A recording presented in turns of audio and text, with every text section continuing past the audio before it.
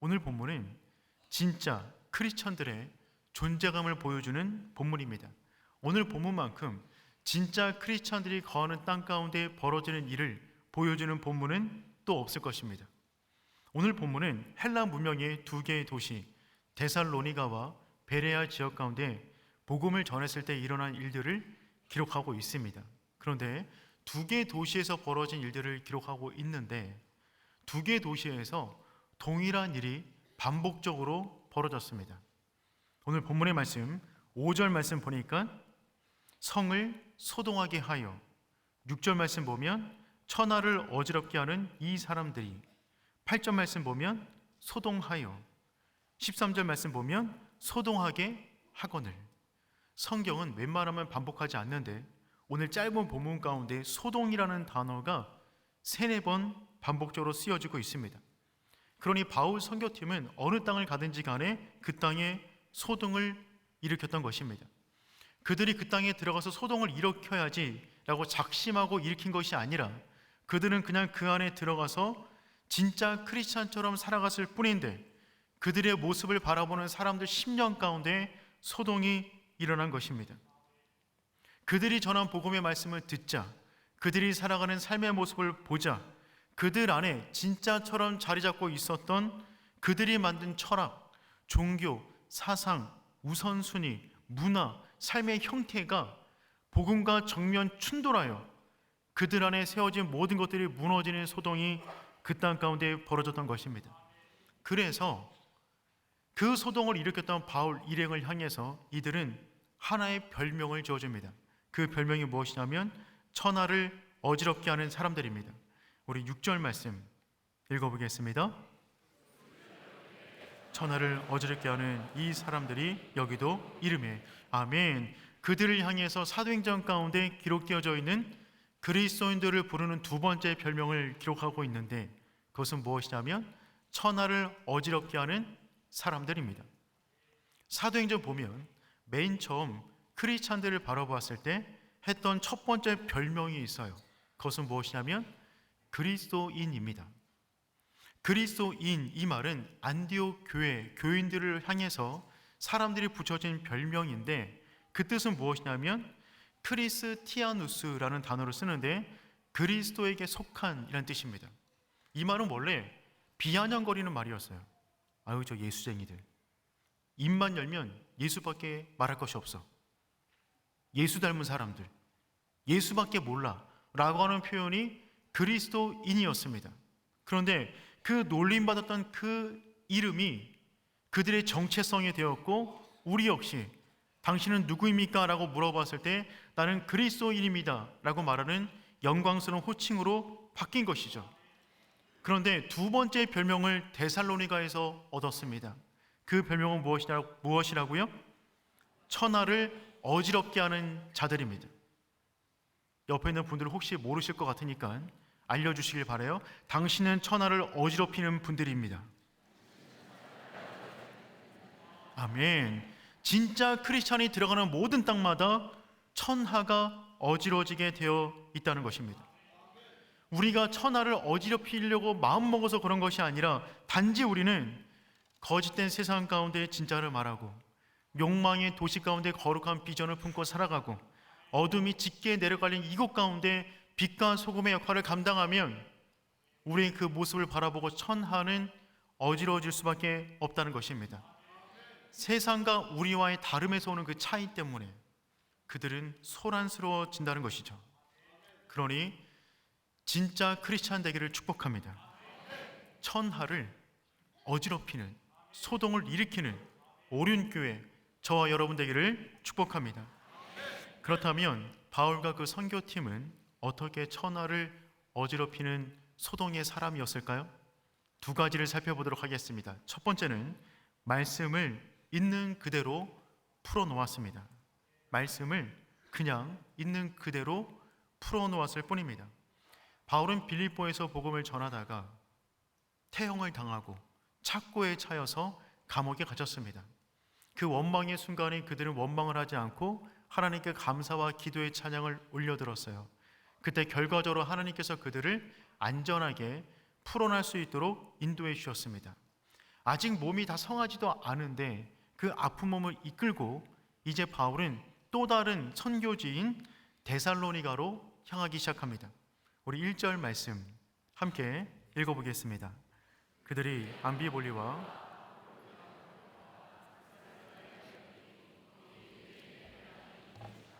아멘. 절대 변하지 않을 것 같은 세상의 중심지 데살로니가, 이곳에서 바울이 복음을 전하자 그 도시가 뒤집어지는 놀라운 일이 벌어졌던 것입니다. 그렇다면 바울은 이 지역에서 도대체 어떤 복음을 전했길래 이런 일들이 벌어졌는가 한번 살펴보면, 첫째로 바울은 그냥 말씀을 있는 그대로 강론하였어요. 2절 말씀 우리 한번 읽어보겠습니다. 바울이 성경을 가지고 강론하며, 아멘. 바울이 자기의 관례대로 늘 하던 대로, 바울은 늘 하던 대로 회당에 들어가서 성경을 강론했습니다. 강론하다라는 말은 어떤 말이냐면 뜻을 완전히 풀어 납득시키다라는 의미입니다. 예화 하나 없이 그냥 성경을 성경으로 풀어내는 거예요. 원어적 의미를 살펴가면서 그 본래적 의미를 끝까지 붙잡는 것이 강론인데, 바울은 그 땅에 들어가서 단순하게 그냥 늘 하던 대로 말씀을 전했습니다. 또 바울은 어떻게 했냐면 그 뜻을 풀어서 설명해 주었어요. 3절 말씀 읽어보겠습니다. 뜻을 풀어 그리스도가 해를 받고 다시 살아나야 할 것을 증언하고 이르되 내가 너에게 전하는 이 예수가 곧 그리스도라 하니. 아멘. 강론하여 뜻을 풀어 설명했습니다. 이 원어적 의미가 당신들의 인생 가운데 이런 의미가 있습니다, 지금 이렇게 이루어졌습니다 라고 강론 이후에 뜻을 풀어 설명한 것밖에 없습니다. 여러분, 바울이 말한 그 복음이나 우리가 지금 듣고 있는 복음이나 똑같은 내용을 바울은 그냥 그 땅에 들어가서 담백하게 전했을 뿐입니다. 그 말씀은 그 자체로 살아있기 때문에 그렇습니다. 히브리서 4장 12절 말씀 우리 함께 읽어보겠습니다. 하나님의 말씀은 자외 날선 어떤 검보다도 예리하여 혼과 영과 및 관절과 골수를 찔러 쪼기까지 하며 또 마음의 생각과 뜻을 판단하시. 아멘. 여러분, 말씀은 예리한 칼이에요. 그 칼이 들어가면 잘라내지 못할 영적인 암덩어리는 없습니다. 또한 말씀은 모든 것을 깨부수는 방망이입니다. 예레미야 23장 29절 말씀 우리 함께 읽어보겠습니다. 여호와의 말씀이니라. 바위를 쳐서 부스러뜨리는 방망이같이 아니하니. 아멘. 말씀은 모든 바위를 부수는 방망이가 되는 것이죠. 그러니 말씀은 그 자체가 예리한 칼이고 모든 것을 부수는 방망이이기 때문에 그 말씀을 있는 그대로 우리 인생 가운데 풀어놓기만 한다면 그 말씀의 놀라운 힘이 우리 인생 가운데 역사하게 되는 줄 믿습니다. 그러니 사랑하는 성도 여러분, 주일의 강단에서 어떤 말씀이 선포되든지 간에 그 말씀을 여러분의 인생 가운데 풀어놓으시기를 축복합니다. 그때 그 말씀 자체가 우리 가운데 역사를 이루실 거예요. 바울은 그 복음의 내용을 풀어서 설명했다라고 합니다. 그렇다면 바울은 구체적으로 어떤 내용을 그들에게 전했기에 그 땅 가운데 소동이 일어난 것일까요? 그 내용은 너무나 심플합니다. 첫 번째, 바울은 예수님의 십자가와 부활만 전했어요. 우리 3절 말씀 읽어보겠습니다. 그리스도가 해를 받고. 아멘. 바울이 그 땅에서 전한 것은 너무나 심플한 것이었습니다. 예수님의 죽음, 십자가와 그분의 부활만 전했어요. 이것이 복음의 핵심이죠. 모든 죽어있는 영혼들을 살리는 두 가지 기둥이 십자가와 부활이 되는 것입니다. 예수님은 공생의 기간 내내 이 말씀만 전하셨어요. 베드로는 초대교회를 세우면서 예수님의 십자가와 부활만 전했습니다. 바울은 선교하면서 예수님의 십자가와 부활만 전했어요. 지금도 예수님의 십자가와 부활이 죽어있는 잠자는 모든 영혼을 깨우는 줄 믿습니다. 두 번째, 바울은요, 구약에 예언된 메시아와 예수님을 연결합니다. 3절 하반절 말씀 읽어보겠습니다. 이르되 내가 너에게 전하는 이 예수가 곧 그리스도라. 아멘. 구약에 예언됐던 그 말씀, 그 메시아가 바로 십자가를 지시고 부활하신 예수 그리스도이시다. 그 부분을 그 땅에서 그냥 담백하게 전했을 뿐입니다. 여러분, 우리 인생을 바꾸는 말씀은 특별한 말씀이 아닙니다. 뭐 대단한 말씀 아닙니다. 그냥 우리가 늘 알고 있던 그 말씀, 예수님의 십자가, 예수님의 부활, 그것이 우리의 영혼을 살리는 줄 믿습니다. 중요한 것은 그것을 문자적으로 머리로만 아는 것이 아니라 그 진정한 의미가 뜻이 풀려, 우리 눈이 열려 그 말씀을 나의 말씀으로 받아들여야 된다는 것입니다. 그래서 본문의 말씀 가운데 뜻을 풀어라고 하는 이 단어는 영어로 보면 오픈이라는 뜻인데 열리다라는 뜻입니다. 그런데 누가복음 24장 31절에 이 단어를 한 번 더 썼어요. 우리 한번 읽어보겠습니다. 그들이 눈이 밝아져 그인 줄 알아보더니 예수는 그들에게 보이지 아니하시는지라. 누가복음 24장 31절 말씀 보면 그들이 눈을 밝아져, 예수님과 함께 엠마오로 내려가던 제자들이 예수님께서 풀어주신 그 말씀을 듣자 그들의 눈이 밝아져 예수님이 말씀하신 그 뜻을 이해하게 되었고 예수님이 보여지게 되었다는 것입니다. 여러분, 이것이 중요합니다.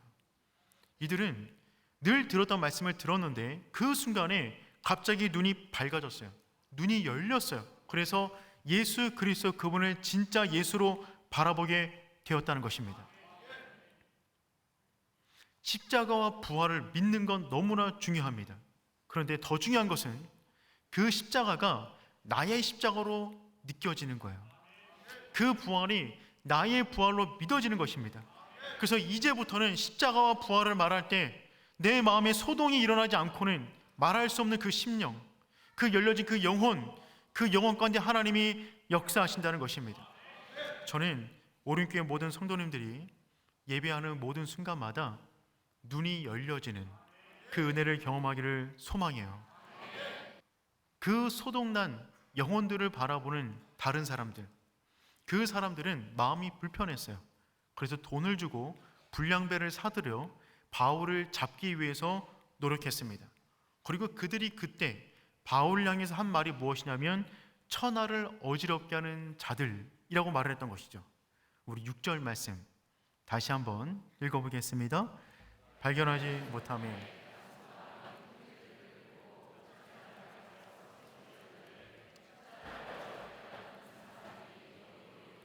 아멘.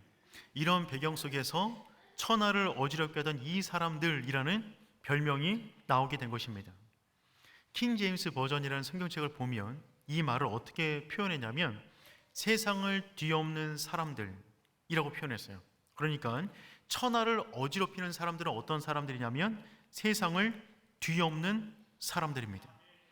찐 크리스천, 진짜 그리스도인들은 세상을 뒤엎는 사람들입니다. 그렇다면 왜 그들은, 진짜 크리스찬들은 세상을 뒤엎는 것입니까? 왜 세상을 뒤엎어야만 합니까? 세상이 말씀에서 이미 뒤집어져 있기 때문에 그렇습니다. 그렇기 때문에 진짜 크리스찬이 그 땅 가운데 들어가면 하나님 보시기에 뒤집어진 모든 영역들을 그분의 말씀으로 다시 뒤집어 놓아서 정상 상태로 만들어 놓는 것입니다. 여러분, 이 땅은, 지금의 이 땅은 하나님이 원래 디자인하신 그 창조의 모습에서 뒤집어져 있습니다. 정치, 경제, 문화, 우리의 삶, 가정, 내 내면, 나의 모든 삶 가운데 뒤집어져 있지 않은 부분은 없는 거예요. 그럴 때 그 말씀이 우리 가운데 들어와서 사자와 같은 말씀이 우리 인생 가운데 역사하여 뒤집어져 있는 모든 부분을 뒤집어 놓는다면 이 땅이 하나님이 만드신 원래의 모습으로 회복되는 줄 믿습니다. 그러니 사랑하는 성도 여러분, 진짜 크리스찬 되어서 세상을 뒤집어 놓을 수 있는 하나님의 사람 되기를 축복합니다. 우리가 세상을 뒤집는 지렛대는 오직 말씀입니다. 말씀을 가지고 세상을 뒤집는 거예요. 그런데 우리는 누군가를 뒤집거나 어떤 조직을 뒤집는 것이 아니라 1차적으로 우리가 먼저 뒤집어져야 됩니다. 우리가 먼저 뒤집어지면, 그래서 우리가 바로 서 있으면 누군가 뒤집어져 있는 사람들이 보기에는 우리가 이상하게 보이겠죠. 누군가 뒤집어져 있는데 우리가 정상적으로 서 있으면 뒤집어져 있는 그분이 우리를 볼 때는 이상하게 보이지 않겠습니까? 그들이 이상한 우리를 보고 도전받고 저렇게 되고 싶다라고 하는 그 소동이 일어나게 만드는 그것이 진짜 크리스찬들이 해야 될 일이 되는 것입니다. 돼지는 그 목뼈의 구조상 땅 위를 볼 수 없다 합니다. 목뼈가 이렇게 휘어져 있기 때문에 본인의 힘으로 고개를 이렇게 들어서 하늘을 보기가 어렵다고 합니다. 그런 돼지는 자연스럽게 땅 밑만 보고 살아가는 것이죠. 그 목 아래 세상보다 목 위의 세상이 훨씬 많음에도 불구하고 목 아래 세상만 보며 살아가는 것입니다. 얼마나 불쌍해요? 그런데 이 돼지가 하늘을 볼 수 있는 절호의 기회가 있습니다. 언제입니까? 뒤집어지는 것입니다. 뒤집어지면 너무 놀라갖고 팔다리 벌벌 떱니다. 하늘이 보이는 거죠. 진짜 세계를 본 것입니다. 원래 있었는데 가려진 세계를 보게 된 것입니다. 여러분, 우리 역시 뒤집어져야 됩니다.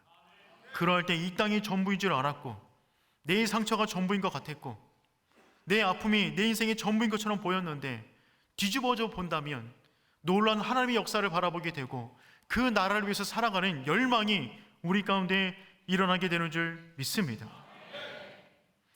바울은 데살로니가 그 지역에 들어가서 복음을 전했는데 도대체 얼마 동안 복음을 전했기에 이처럼 소동이 일어났을까요?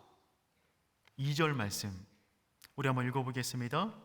바울이 자기의 관례대로 그들에게 들어가서 아멘. 바울이 들어가서 얼마 동안 복음을 전했다고요? 새 안식일입니다. 새 안식일은 3주를 말하는 거죠. 저는 이 부분을 읽다가 온몸에 소름이 돋았어요. 3주는 며칠입니까? 20일을. 우리는 지금 뭐 하고 있습니까? 20일을 다니엘 기도를 통하여 매일마다 하나님이 세워주신 강사님들을 통하여 그 말씀을 듣는 중에 있는데 데살로니가 그 교회, 그 땅, 철학적 도시, 군사적 도시, 모든 무역이 웅성했던 그 도시 가운데 복음이 들어가자 21일 동안 그 도시를 뒤집어 놓았어요. 그러니 여러분, 우리가 21일간 그 말씀에 집중한다면 우리 역시 뒤집어지는 줄 믿습니다. 저는 단순하게 그냥 순서에 따라서 말씀을 강의했을 뿐인데 하나님께서는 저런 절묘한 타이밍에 이 본문을 우리를 이끄셨어요. 우연이 아닌 줄 믿습니다. 21일간 하나님이 보내주신 강사분들을 통하여 선포되는 그 말씀을 여러분의 인생 가운데 풀어 놓으십시오. 사자와 같은 말씀이 우리 인생 가운데 역사하실 것입니다. 두 번째, 그들은 말씀을 있는 그대로 받아들였습니다. 첫 번째가 말씀을 있는 그대로 풀어 놓는 것이었다면 두 번째는 말씀을 있는 그대로 받아들였어요. 이들은 지금 데살로니가를 떠나서 빌립보로 이동해 왔습니다. 베레아로 이동해 왔습니다. 지명이 하도 많이 나오니까 데살로니가를 떠나서 야밤도주하여 베레아로 왔어요. 그런데 그 베레아에 와서 복음을 전하는데 그 땅은 이전에 느껴보지 못했던 사람들을 만나게 되었어요. 우리 11절 말씀 한번 읽어보겠습니다. 베레아에 있는 사람들은 데살로니가에 있는 사람들보다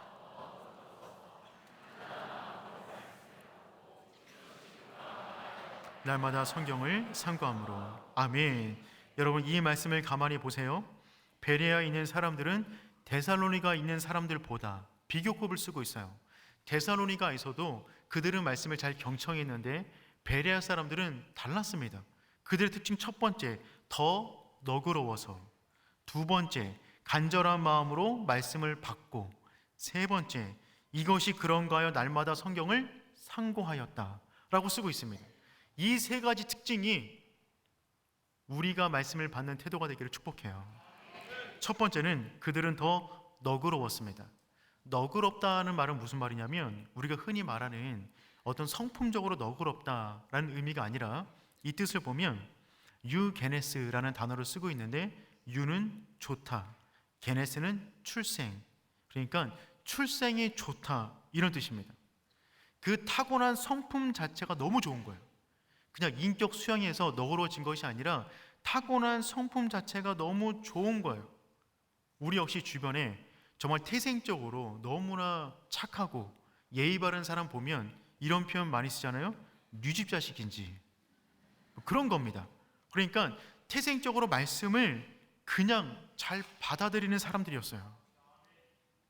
그러니 바울이 그 땅까지서 복음을 전할 때 그 모든 사람들은 그 말씀을 정말 차별하지 않고 그 말씀에 집중하여 들었던 것입니다. 그러니 바울이 복음을 전할 때 힘들었을까요? 안 힘들었을까요? 하나도 힘들지 않았어요. 너무 말씀을 잘 받아들이니까. 베레아, 이 교인들 어느 교회에 많이 닮지 않았나요? 우리끼리 하는 이야기인데 오륜교회에 많이 닮았습니다. 사역자들끼리 그런 얘기 많이 나눕니다. 오륜교회 밭은 정말 다르다. 정말 좋은 땅이다. 다른 곳에서 설교할 때보다 이곳에서 설교할 때 무언가 다른 것을 느낀다고 서로가 많이 얘기합니다. 여러분은 정말 너그러우십니다. 더욱더 너그러워지는 오륜의 성도 되기를 축복합니다. 두 번째, 이들은 간절한 마음으로 말씀을 받았다고 합니다. 태생적으로 너그러운데 감정적으로 간절한 마음으로 말씀을 받는 거예요. 그러니까 타고나기를 그렇게 타고나셨는데 그렇게 노력을 하니 얼마나 더 말씀을 집중하여 들었단 말입니까? 말씀을 전하는 사람의 입장에 있어서 말씀을 준비한다는 것은 엄청난 고통입니다. 힘든 일의 연속이에요. 그런데 그 힘든 일을 끝까지 계속할 수 있게 만드는 힘은 무엇이냐면 성도님들이 그 말씀에 집중하는 그 눈빛을 볼 때 그 사명을 계속해서 이어가게 되는 것이죠. 베레아 사람들은 그런 사람들이었어요. 말씀에 대한 간절함이 있었어요. 그 간절함이 눈빛 가운데 보였다는 말입니다. 저희 교회는 토요일 오후에 다음날 전할 설교문, 설교 요약지, 질문지를 홈페이지에 올려드립니다. 그러면 오후쯤 올라가는데 5시 넘어가서 올라오지 않으면 전화가 막 옵니다. 빨리 올려달라고. 저는 그런 분들과 함께 목회하는 것이 얼마나 감사한지 모르겠어요. 여러분, 그분이 오늘 들을 말씀을 내일 성경책을 펴놓고 그 모든 질문지의 답을 찾아가면서 말씀을 기도하며 준비하는데 은혜를 받겠습니까? 안 받겠습니까? 받을 수밖에 없어요. 간절한 마음으로 말씀을 기다리는 것입니다. 세 번째, 이들은 날마다 성경을 상고했대요. 그 말씀이 그런가 하여 날마다 성경을 상고함으로 태생적으로 그런 사람들인데 열정적으로 그 말씀을 사모하고 또한 지성적, 의지적으로 그 들은 말씀을 집에 가져가서 이 말씀이 진짜 그런 말씀이었나? 그 말씀을 의심해서 하는 것이 아니라 그 말씀의 진짜 깊은 뜻을 알기 위해서 끝까지 말씀 앞에 머물러 있었다는 것입니다. 주일날 말씀을 들었는데 이 말씀을 그냥 나가면서 다 까먹는 것이 아니라 그 말씀을 집에 가지고 가서 다시 한번 묵상하고 인터넷으로 다시 한번 듣고 다시 한번 설교를 들으면서 이 말씀이 진짜 그런 말씀인가 너무 궁금해서 끝까지 그 말씀 앞에 머물러 있기를 축복합니다. 오늘 베레아를 보았는데 다음 주에는 어떤 사건이 이어질까 너무 궁금해서 그 말씀을 계속해서 살펴보고 있는 거예요. 그러니 베레아 교인들이 그 말씀 앞에 은혜를 받지 않을 수 없는 것이죠. 여러분, 우리는 모든 것을 동원하여 말씀 앞에 머물러 있어야만 합니다. 그럴 때 그 사자와 같은 말씀이 우리 인생 가운데 역사하여 우리의 내면을 뒤집어 놓을 것입니다. 그리고 뒤집어진 인생을 살아가는 우리, 그래서 바른 모습으로 살아가는 우리를 바라보는 뒤집혀 있는 사람들이 우리를 통하여 복음의 능력과 권세를 경험하게 될 줄 믿습니다.